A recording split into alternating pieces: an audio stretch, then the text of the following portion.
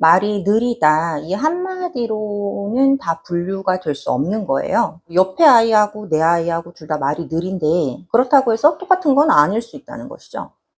이지아이. 안녕하세요. 이지아이 언어재활사 이지쌤입니다. 영상을 클릭하신 여러분, 우리 아이가 말이 조금 느린가요? 아니면은 사실 조금 많이 느려서 걱정은 되는데 우선 기다려보자 라고 생각을 하시거나 혹은 이제 집에서 열심히 아이에게 단어나 말들을 들려주시고 계시는 상황이실까요? 말이 느리다는 거는 굉장히 큰 걱정거리거든요. 이제 부모 입장에서는. 사실 아이의 이제 발달 선상에 있어서 우리 아이의 언어 발달이 느리다.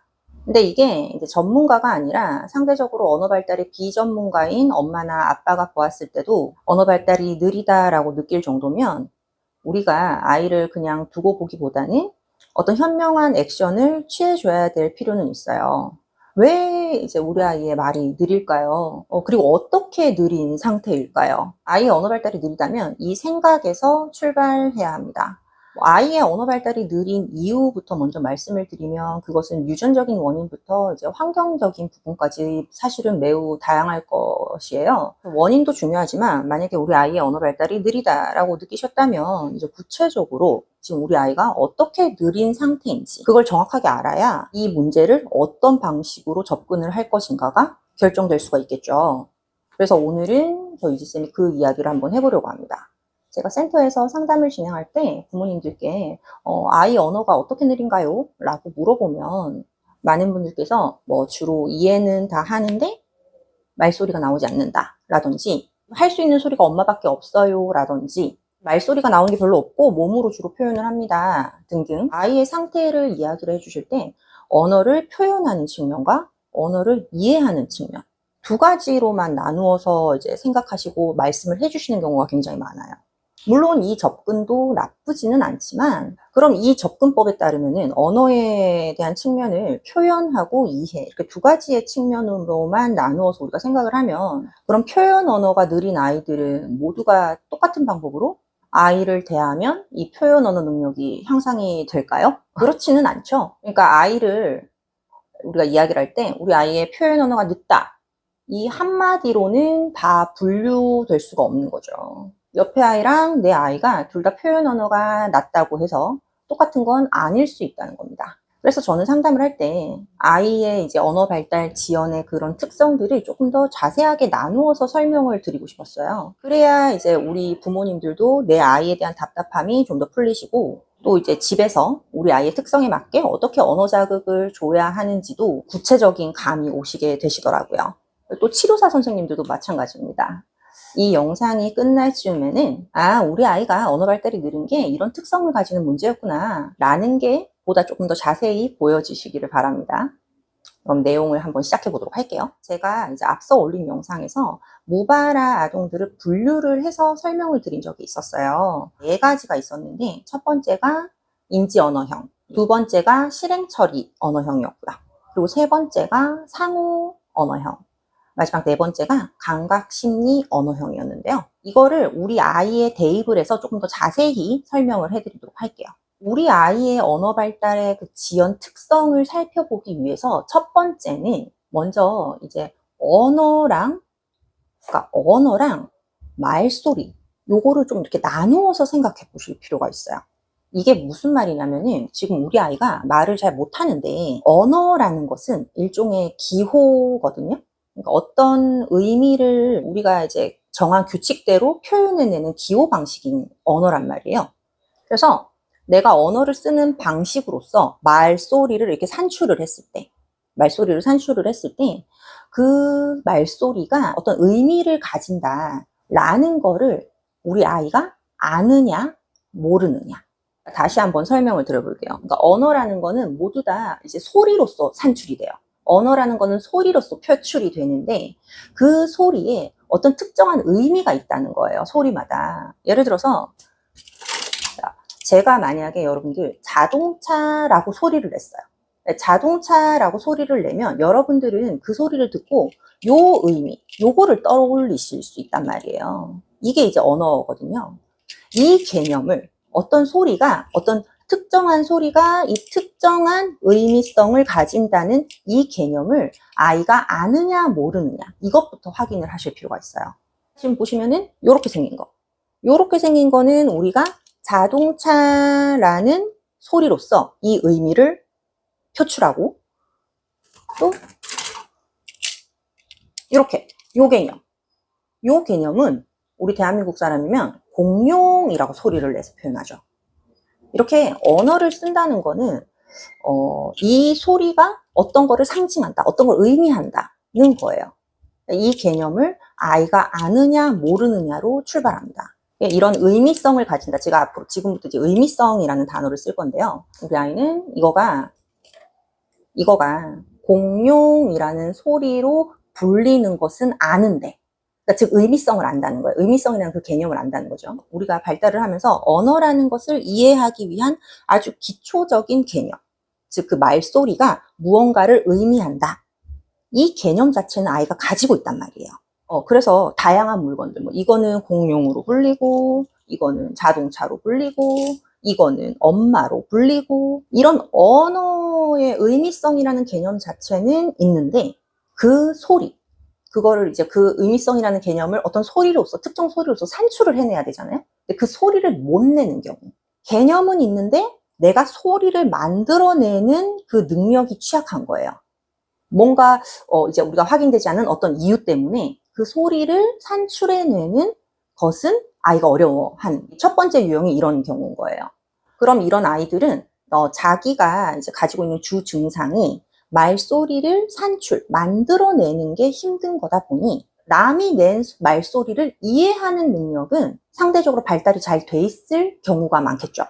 자기가 소리를 이렇게 산출해내지 못하는 게 약점이지 언어 개념 자체는 인지를 하고 있기 때문에, 그래서 보면 이런 아이들의 특성은 말귀는, 엄마가 하는 말귀는 보면 잘 알아듣는 것 같기는 하는데 본인이 언어 사용은 잘 하지 않는다라는 인상을 줄 때가 있어요.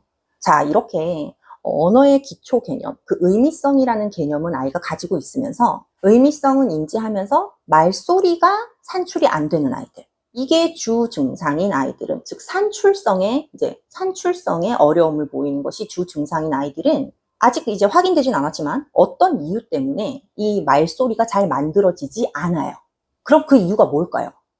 여러 가지 이유가 있겠지만 뭐 크게 이제 두 가지를 여기서는 말씀을 드려보자면, 아이가 자신의 뇌 속에서 말소리를 구현해내는데, 그러니까 말소리를 이제 복잡한 처리 과정을 거쳐야 돼요. 말소리가 단순하게 내가 입을 움직일 수 있다 없다만으로 결정되는 것이 아니거든요.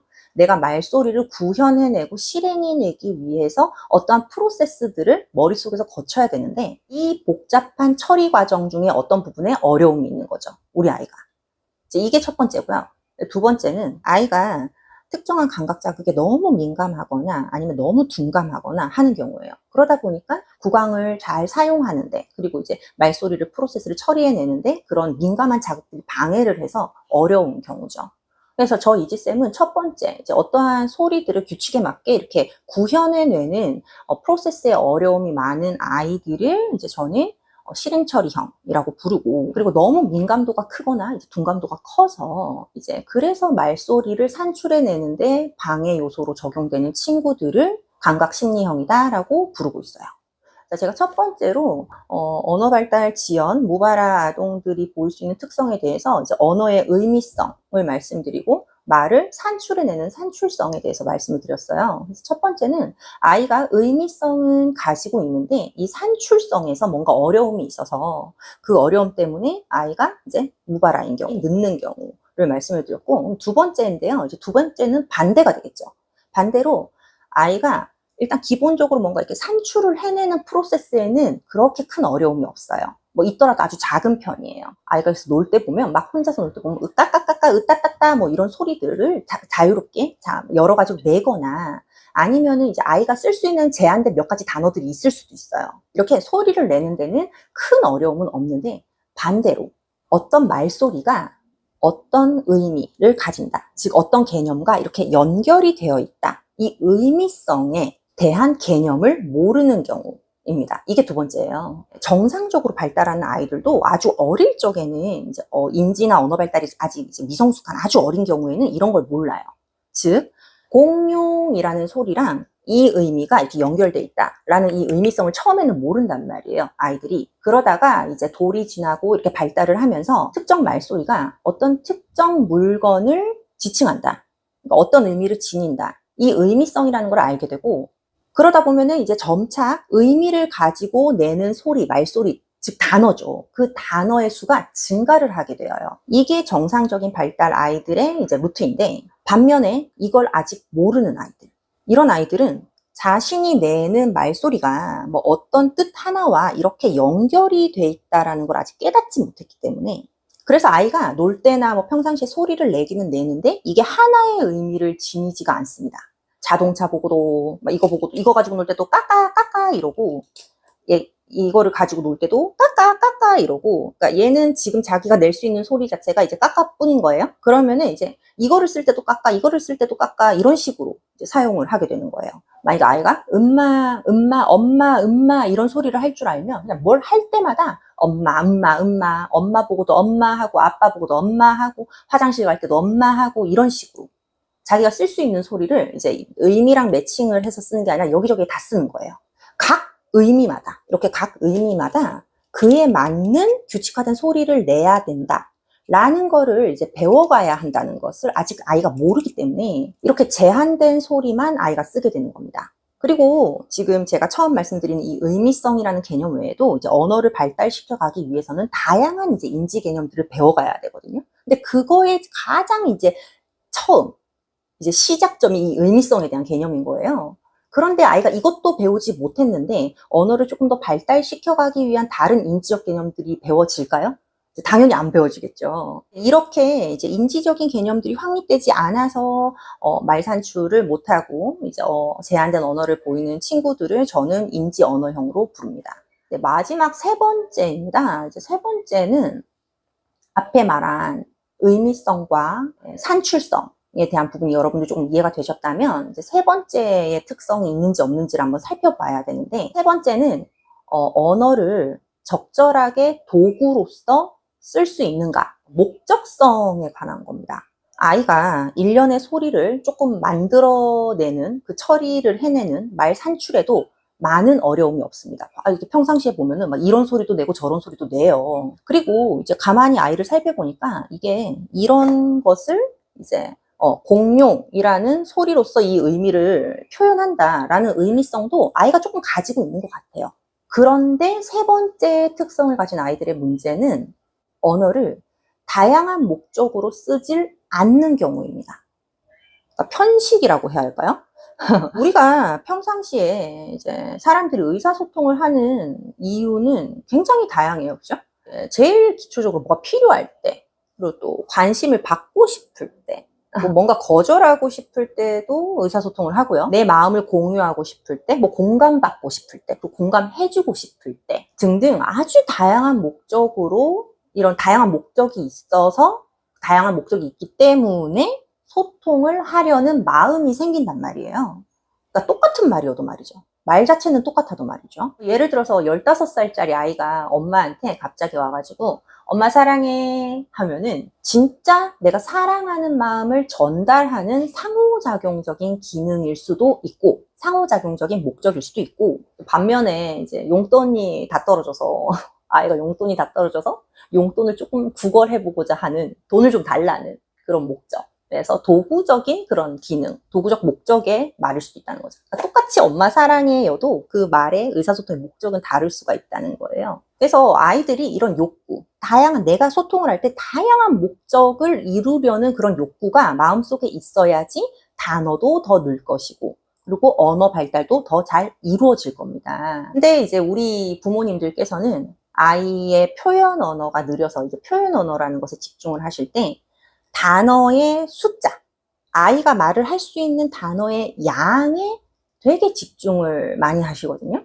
그런데 지금 제가 말한 이 목적성의 개념으로 접근을 해보면 이제 정상적으로 발달하는 아이들은 36개월이 되기도 전에 이미 다양한 목적을 가지고 소통을 할 수 있다는 걸 혹시 알고 계신가요? 만 3세가 되기 전에요. 아이가 쓸 수 있는 단어 수가 많아야 되는 것도 물론 맞지만 단어를 소수로 쓰더라도 그 단어를 목적성을 편식하지 않고 다양한 목적으로 단어를 쓸 수 있어야 한다는 것이에요. 이 부분을 간과하시는 보호자님들이 굉장히 많으세요. 물론 이제 아이가 굉장히 어릴 때는 그 목적이 주로 뭔가를 원하는 것에 국한이 되어 있는 경우가 많죠. 아직 어리다 보니까 요구하는 목적 위주로 아이가 의사소통 기능을 표현하는 경우가 많아요. 어린 시기 때는.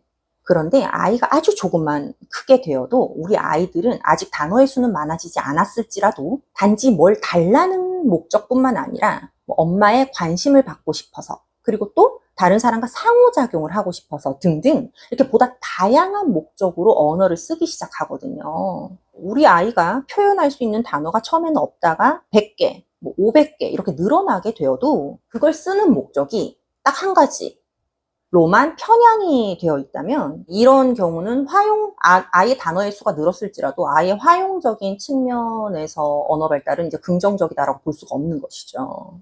그래서 무발하거나 발화가 굉장히 제한적인데 만약에 이런 목적성 또한 편식성으로 이제 제한적이다. 한 가지, 두 가지밖에 안 나온다라고 보면은 이제 더더욱 말할 것이 없겠죠. 그래서 이러한 케이스는 이제 저희 이지쌤은 상호 언어형 아이라고 상호 언어형이라고 부르고 이런 아이들의 특성에 맞춰서 또 이제 중재를 해주려고 노력을 하고 있습니다. 네, 오늘은 이지쌤이 이제 첫 번째 의미성에 대한 개념, 그리고 두 번째는 소리를 산출해내는 산출성에 대한 개념, 그리고 또 세 번째는 의사소통을 하는 그 목적성에 대한 개념. 이렇게 세 가지의 유무에 따른 무발화 아동 분류에 대해서 조금 설명을 드려봤어요. 왜 이제 어떤 아이는 가만히 있어도 뒤늦게 말이 잘만 트이는데 또 어떤 아이는 당장 전문가에게 가보아야 하느냐, 기다려봐도 되느냐, 아니면 지금 당장 어떤 액션을 취해야 하느냐.